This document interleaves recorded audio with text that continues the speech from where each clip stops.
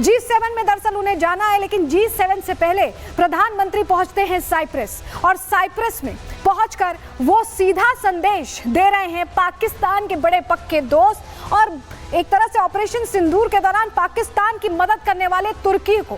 क्या संदेश प्रधानमंत्री दे रहे हैं और कैसे तुर्की के लिए प्रधानमंत्री की यह साइप्रस यात्रा टेंशन का सबब बन गई है, चलिए अब आपको बताने जा रहे हैं। सबसे पहले समझिए, प्रधानमंत्री G7 के लिए अभी शाम में रवाना हो रहे हैं। कनाडा में होने वाली है G7 की ये बैठक, और इस बैठक में प्रधानमंत्री जब पहुंचेंगे तो तमाम बड़े देशों के राष्ट्राध्यक्षों के साथ उनकी मीटिंग होगी। लेकिन उससे पहले प्रधानमंत्री पहुंचते हैं साइप्रस। जरा आपको जानकारी देते हैं, G7 समिट में हिस्सा लेने से पहले प्रधानमंत्री साइप्रस पहुंचे हैं और साइप्रस के राष्ट्रपति निकोस ने बाकायदा उनका एयरपोर्ट पर भव्य स्वागत किया है। ऑपरेशन सिंदूर के बाद साइप्रस का ये उनका पहला पड़ाव बना है इंटरनेशनल विजिट का, और दशकों से भारत और साइप्रस के बीच गहरी दोस्ती जरूर रही है, लेकिन बहुत वक्त बाद ऐसा हुआ है कि कोई भारतीय प्रधानमंत्री जा रहा है। ऑपरेशन सिंदूर के बाद साइप्रस जाने के कई मायने हैं।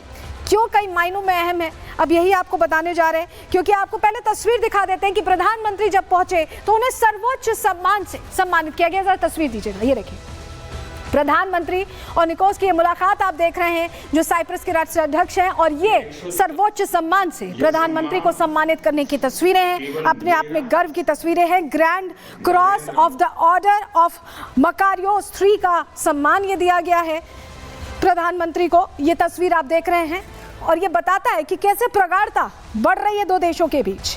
राष्ट्रपति निकोस ने यहाँ स्वागत किया, वहीं सर्वोच्च सम्मान भी दिया है। तो समझिए, प्रधानमंत्री मोदी के साइप्रस दौरे का दूसरा दिन है। साइप्रस में पीएम को सर्वोच्च सम्मान से सम्मानित किया गया। Grand cross of the order of Makarios III से सम्मानित किया गया। हमने आपको तस्वीर भी दिखाई। मोदी का नहीं बल्कि 140 करोड़ भारतीयों का ये सम्मान है। ये प्रधानमंत्री नरेंद्र मोदी ने दोहराया। उन्होंने कहा कि हमारी संस्कृति वसुधैव कुटुंबकम की है, विचारधारा का ये सम्मान किया गया है। प्रधानमंत्री ने क्या कुछ कहा है, सुनिए जरा।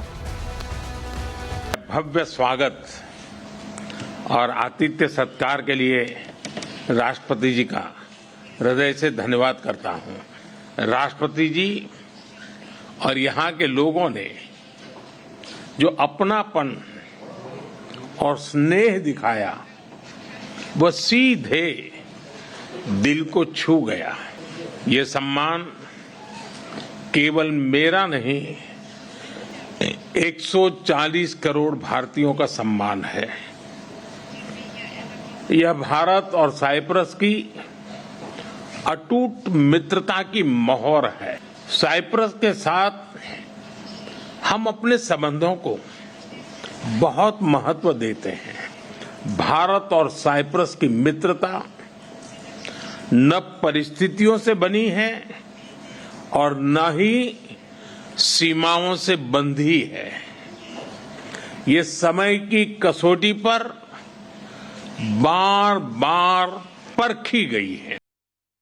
तस्वीरें आपको दिखाते हैं जहां प्रधानमंत्री नरेंद्र मोदी अब कनाडा के लिए रवाना हो चुके हैं। G7 समिट के लिए साइप्रस से रवाना हुए। बड़ी जानकारी मिल रही थी, अब रवाना हो गए। देखिए, 2 दिवसीय साइप्रस दौरा था और अब कनाडा के लिए रवाना हुए हैं प्रधानमंत्री, जहां पर G7 समिट में हिस्सा लेंगे। तस्वीरें आपको दिखा रहे हैं, रवानगी से पहले की तस्वीरें, जहां अलग अलग प्रतिनिधियों से मुलाकात प्रधानमंत्री की चल रही है। G7 के लिए रवाना हो रहे हैं और अपने आप में बहुत क्रूशियल है G7, क्योंकि ऑपरेशन सिंदूर के बाद भारत का डंका G7 समिट में भी बजता यहाँ दिखाई देगा। जरा अब आपको तस्वीर आज की दिखा रहे हैं। आज सुबह की ये तस्वीरें हैं जब साइप्रस दौरे के आज दूसरे दिन प्रधानमंत्री कार्यक्रम में पहुंचे, क्योंकि आज द्विपक्षीय वार्ता होनी थी। बहुत सारी ऐसी चर्चाएं होनी थी जो द्विपक्षीय संबंधों को और मजबूत करने के लिए यहाँ की गई है। ये तस्वीर भी आपको दिख रहे हैं, ये देखिए, भारत साइप्रस के बीच ये द्विपक्षीय वार्ता की राष्ट्रपति निकोस के साथ प्रधानमंत्री नरेंद्र मोदी की मौजूदगी है, और बहुत सारे ऐसे मुद्दे हैं जिसके जरिए समझौते किए जा रहे हैं और भारत और साइप्रस की जो दोस्ती है उसे और प्रगाढ़ बनाया जा रहा है वैश्विक स्तर पर।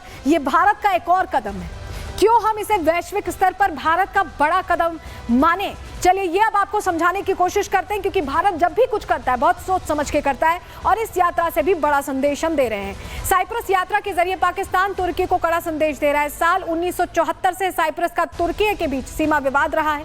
तुर्की और साइप्रस के बीच क्षेत्रीय और राजनीतिक मुद्दे हमेशा चर्चा में रहे हैं। 1974 में तुर्की की ओर से साइप्रस के उत्तरी भाग पर हमला किया गया, और हमले के बाद साइप्रस में तनाव बढ़ गया था, जिसके कारण देश 2 हिस्सों में बंट गया। 2 तिहाई हिस्सा साइप्रस गणराज्य के रूप में मान्यता प्राप्त है और 1 तिहाई हिस्सा स्वघोषित तुर्की गणराज्य कहलाता है। भारत ने इस मुद्दे पर लगातार साइप्रस का समर्थन किया है और यही वजह है कि अब पीएम मोदी के साइप्रस दौरे से तुर्की में टेंशन है कि भारत अब साइप्रस का साथ दे रहा है और तुर्की अलग थलग पड़ता दिखाई दे रहा है, क्योंकि भारत एक ग्लोबल लीडर है और ऐसे में उनका साइप्रस के साथ आना तुर्की के लिए टेंशन बढ़ा रहा है। प्रधानमंत्री ने वहां से क्या कुछ कहा, सुनिए जरा। रक्षा और सहयोग को और मजबूती देने के लिए द्विपक्षीय डिफेंस कोऑपरेशन प्रोग्राम के तहत रक्षा उद्योग पर बल दिया जाएगा। क्रॉस बॉर्डर टेररिज्म के विरुद्ध भारत की लड़ाई में साइप्रस के सतत समर्थन के लिए हम बहुत बहुत आभारी हैं। हम दोनों मानते हैं कि यह युद्ध का युग नहीं है। संवाद से समाधान और स्थिरता की बहाली ये मानवता की पुकार है। साइप्रस पहुंचने से प्रधानमंत्री के तुर्की को टेंशन है और दोनों तुर्की और पाकिस्तान क्योंकि एक ही रास्ते पर चलते दिखाई देते हैं, एक ही जैसे। क्यों हम ऐसा कह रहे हैं समझिए। तुर्की जहां साइप्रस के उत्तरी इलाके पर अवैध कब्जा करे बैठा है, वहीं पाकिस्तान भी कश्मीर के कुछ हिस्सों पर अवैध कब्जा किए बैठा है। तुर्की आतंकवाद का समर्थन करने वाली सरकार है, पाकिस्तान को समर्थन करती है हमेशा। पाकिस्तान आतंकवाद को पालने पोसने वाली सरकार, तो एक जैसे हैं हर मायने में। तुर्की में इस्लाम के नाम पर खलीफा बनने की कोशिश हो रही है, कह रहे हैं कि शांति समझौता कराएंगे। पाकिस्तान इस्लाम के नाम पर आवाम को भड़काने का भी काम करता है। तो ये दोनों एक जैसे उस लिहाज से भी है। मुस्लिम देशों का नेता बनना चाहते हैं एर्दोगान, तुर्की यही चाहता है कम से कम, और पाकिस्तान एर्दोगान का मोहरा बने पाकिस्तानी पीएम शहबाज, ये उन्हीं के हिसाब से चलते हैं। ये दोनों एक ही जैसे हैं जो एक ही रास्ते पर चलते दिखाई दे रहे हैं। लेकिन प्रधानमंत्री नरेंद्र मोदी का साइप्रस पहुंचना और उसके बाद G7 देशों के बीच जाना कहीं ना कहीं इन देशों की नींदें उड़ा रहा है, क्योंकि कूटनीतिक स्तर पर यह एक बड़ा कदम है और इसका बड़ा असर भी समय के साथ देखने को मिलेगा। क्यों हम ऐसा कह रहे हैं, रिपोर्ट के जरिए देखिए और समझिए। साइप्रस के साथ हम अपने संबंधों को बहुत महत्व देते हैं। रक्षा और सहयोग को और मजबूती देने के लिए रक्षा उद्योग पर बल दिया जाएगा। G7 समिट में शामिल होने से पहले साइप्रस पहुंचे प्रधानमंत्री मोदी ने दुनिया को एक बार फिर भारत की बढ़ती ताकत का एहसास करवा दिया है। यही वजह है कि प्रधानमंत्री नरेंद्र मोदी जब 2 दिन के दौरे पर साइप्रस पहुंचे तो भारत के दुश्मनों के पेट में दर्द होने लगा। जब साइप्रस के राष्ट्रपति निकोस क्रिस्टोडोलोडिस ने एयरपोर्ट पर रेड कारपेट बिछाकर पीएम मोदी का स्वागत किया तो दुश्मनों की टेंशन बढ़ गई। जब साइप्रस में भारत माता की जय के नारे लगे, भारत माता की,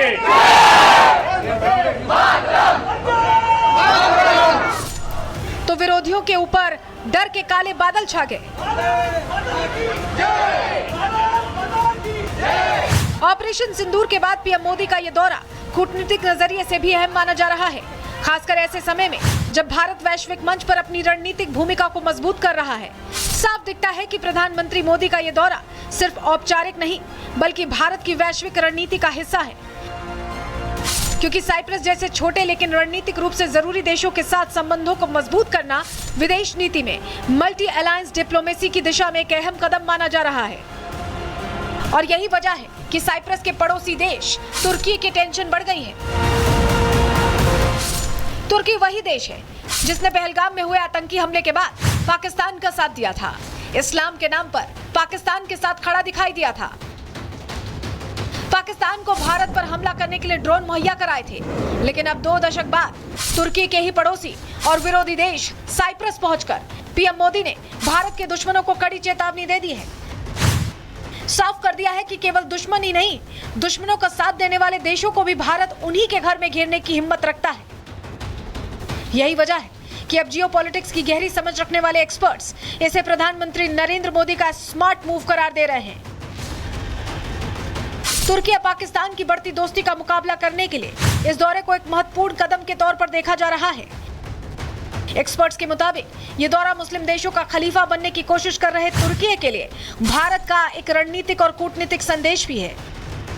जो कश्मीर, आतंकवाद समेत हर मुद्दे पर आतंकी मुल्क पाकिस्तान का खुला समर्थन करता रहा है। वहीं दूसरी तरफ साइप्रस ने हमेशा से ही भारत का समर्थन किया है, फिर चाहे कश्मीर का मुद्दा हो या फिर आतंकवाद पर भारत का सख्त रुख, साइप्रस हमेशा भारत के साथ खड़ा रहा। और यही वजह है कि पीएम मोदी ने अब तुर्की के खिलाफ क्षेत्रीय अखंडता का मुद्दा उसके ही पड़ोसी देश साइप्रस की धरती से मुखर कर दिया है। साफ कर दिया है कि जो साइप्रस की जमीन तुर्की ने अवैध रूप से कब्जा रखी है, उसके खिलाफ भारत साइप्रस के साथ खड़ा है। हम एक दूसरे की संप्रभुता और क्षेत्रीय अखंडता का सम्मान करते हैं। फ्रेंड्स, 2 दशक से भी लंबे अंतराल के बाद किसी भारतीय प्रधानमंत्री की साइप्रस यात्रा हो रही है और ये आपसी संबंधों में एक नया अध्याय लिखने का एक स्वर्णिम अवसर है। हम साथ मिलकर भविष्य को आकार देंगे। अपनी साझेदारी को स्ट्रैटेजिक दिशा देने के लिए